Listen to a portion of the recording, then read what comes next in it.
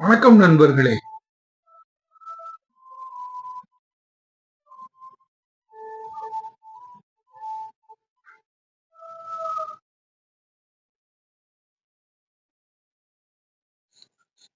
மற்றும் ஒரு திருக்குறள் சொற்பொழிவிலே உங்களை எல்லாம் சந்திப்பதில் பெரும் மகிழ்ச்சி அடைகிறேன்.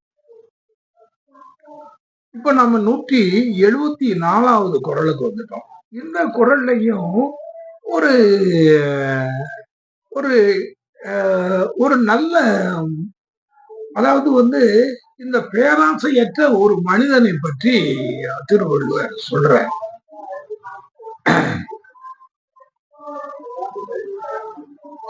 அந்த மனிதனை பற்றி சொல்லும்போது அவர் எப்படி சொல்றாருன்னா, இளம் என்று வெக்குதல் செய்ய. அந்த ஆள் வந்து எப்படின்னா, இப்ப நான் கொஞ்ச நேரத்துக்கு முன்னால போனத இதுல வந்து ஒரு சினிமா படத்தை பத்தி சொல்லும்போது, அந்த சினிமா படத்துல அந்த கதாநாயகன் நம்ம தம்பி சும்பு நடித்த படம் பேர் எனக்கு தெரியல.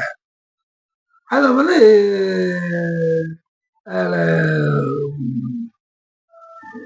அந்த கதாநாயகனுக்கு வந்து அவனுக்கு வந்து வந்து கொஞ்சம் ஆம்பிஷியஸ் ஃபெலோ.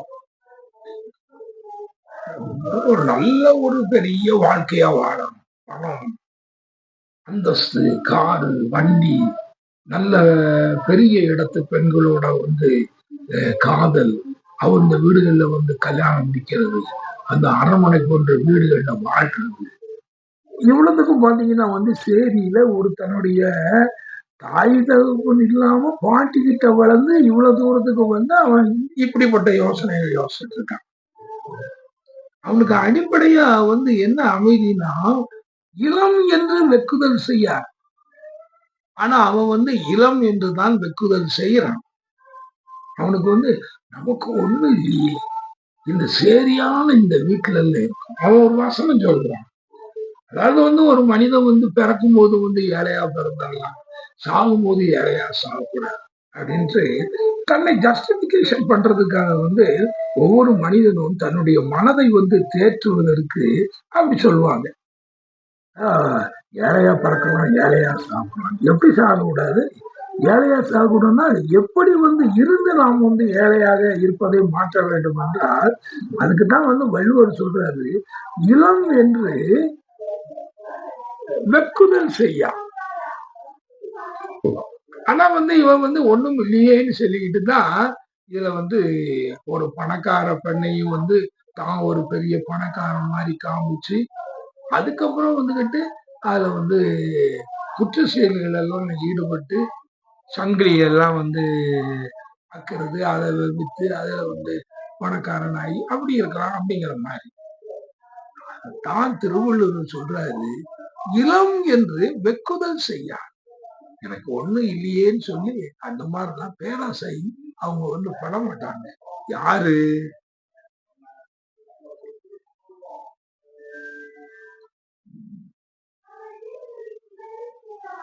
புலம் வென்ற உண்மையில் காட்சி அவர். அவங்க வந்து புலம் என்ற 5 புலன்களையும் வென்று காட்சிக்கு வந்து குற்றமற்றவர்களாக இருக்கிறார்களே, அவங்க வந்து அப்படி செய்ய மாட்டாங்க. ஆனா இந்த பையன் வந்து அப்படி இல்லை. 5 புலன்களை வந்து வந்து இவ வந்து வென்று அப்படி வந்து ஒரு நல்லவனாக இருந்திருந்தால் அந்த காரியங்களை வந்து நடத்தி விடலாம். ஆனா அப்படி இல்லை. அவர் சொல்றாரு திருவள்ளுவர், எப்படி முடியும்னா புலம் வென்று உண்மையில் காட்சி அவர். அப்படி இருந்தால்தான்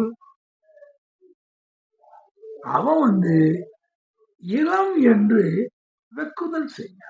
அப்படிப்பட்டவனா நாம இருந்தால்தான், ஐயோ நமக்கு ஒண்ணு இல்லையே, என்னத்தையாவது ஒண்ணு செய்யணுமே அப்படின்னு நம்ம செய்ய மாட்டான். பாருங்க, அந்த வெக்காமை அப்படிங்கிற அந்த இதுக்கு ஒரு 4 பேரை வந்து அவர் வந்து உதாரணத்துக்கு கொண்டு வர்றாரு. அவன் வந்து இப்படிலாம் வந்து இருக்கான் அப்படின்னு அவன் சொன்னான்னா, இவன் வந்து தன்னுடைய குலத்தை வென்றவனாக அதுக்கப்புறம் காட்சிக்கு அந்த புன்மையில் காட்சி அது வந்து ரொம்ப முக்கியம். நீங்க வந்து அந்த ஷோ காமிக்கிறது, தான் வந்து பெரிய பணக்காரன் மாரி காமிக்கிறது, அந்த எளிமையாக வந்து காமிக்காம, படாடவங்களோடு இருந்து தன்னை காட்சிப்படுத்துவதிலே தவறுகள் செய்வான். அத மெயின்டெயின் பண்ணணுமே அப்படின்னு. அதனால இவன் வந்து என்னன்னா, அந்த புலத்தையும் வென்று, உண்மையில் காட்சியும் வந்து அவன் வந்து பார்க்கிறதுக்கு எளிமையா இருந்து, அப்படிப்பட்டவன் தான் வந்து அந்த இளம் என்று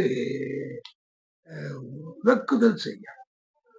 எத்தனை பேரை வந்து வள்ளுவர் நம்மகிட்ட காமிச்சுட்டாரு பாருங்க. அந்த ஒரு எமோஷன் வந்து இந்த வெக்குதல்ங்கிறத பத்தி அவர் சொன்னாரு. அதுக்குள்ள வந்து நம்மகிட்ட வந்து 4 பேரை சொல்லிட்டாரு.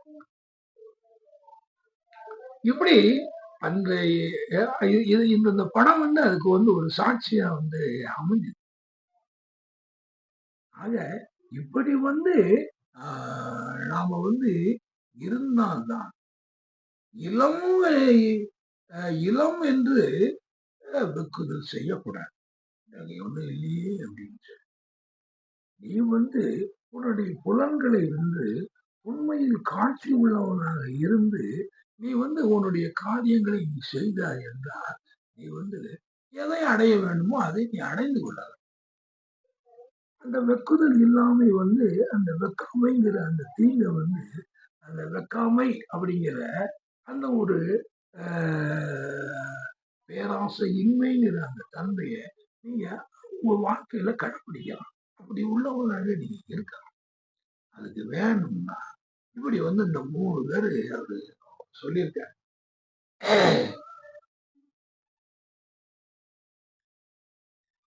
பயனறிந்து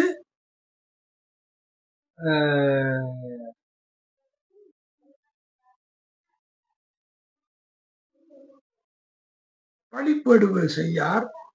அதுக்கப்புறம் வந்து சிற்றின்பத்தை விரும்பி மற்றின்பத்தை விட்டு விடுவார்கள்.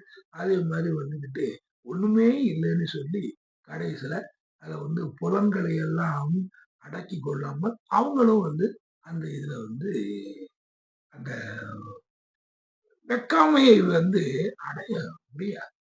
அத வந்து அந்த அவங்க நல்லவர்களாக வந்து புலன்களையெல்லாம் கட்டுப்படுத்தியவராக இருந்தால்தான் அது முடியும் என்று ஒரு 3 பேரை நமக்கு அறிமுகம்.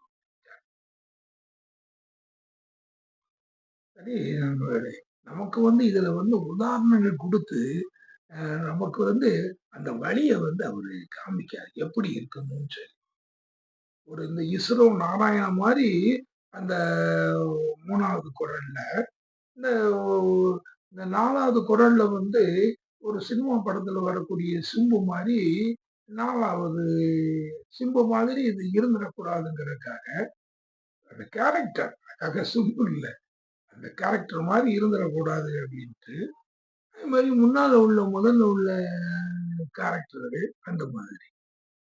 அப்போ ஒரு 4 பேர் வாழ்க்கைய வந்து நமக்கு அவர் சொல்றாரு. இப்படி இப்படிலாம் இருந்தா ஐயப்பா. சிற்றின்பத்தை விட்டுட்டு அந்த ஒரு நல்ல இன்பங்கள் வந்து எவ்வளவோ இருக்கு. அப்படின்னு பார்க்கும்போது நம்ம வாழ்க்கையிலே நமக்கு தெரிஞ்ச உதாரணங்கள் எல்லாம் ஒண்ணு சினிமா மூலம், ஒண்ணு வந்து விஞ்ஞானத்தின் மூலம் அப்படி இதெல்லாம் இருக்கு. சில விஷயங்கள் எல்லாம் நாம பார்த்திருக்கோம். சரி. இனிமே அடுத்த அலைன்ல சொல்றாங்க பார்ப்போம். அதுவரை நன்றி கூறி விடைபெறுகிறேன். வணக்கம்.